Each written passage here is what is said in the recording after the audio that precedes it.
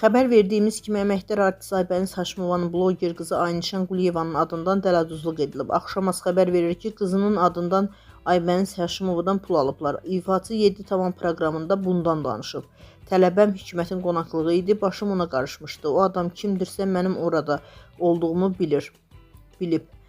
Fikirləşib ki, əgər evdə olsam ayıq başla onu yazanın Aynişan olub olmadığını biləcəyəm. Sonra yazışmalara baxdım ki, nə qədər səhvləri var idi. Milanaya yazmışdı. Ona görə aldandım. Milanaya Milaşka yazıb. Haradan bilir ki, mən Milaşka deyirəm. Soruşub ki, müəllimən haradadır? Deyib Hikmətin qonaqlığındayıq. Axı Telegramda nömrə görünmür, ad yazılır.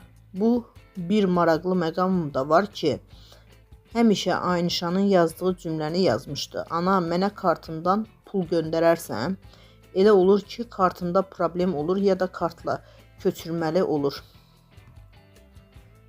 Kimdənsə şübhələnmək, ürəyimi bulandırmaq istəmirəm. Sevinirəm ki, o adam övladımı nə qədər sevdiyimi bildi. 1200 manat göndərdim, getdi. Həmin dəqiqələrdə yenə istədi. Onda bildim ki, yalandır. Polisə müraciət etmişik. Deyir ki, kartında nə qədər pulum qalıb.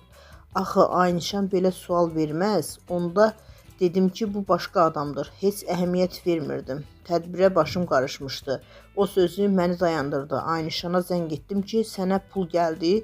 Deyir, nə pul? Mənə əsəbləşmişdi ki, niyə belə iş görürsən? Dedim, nə edim? Sənin adından istədi.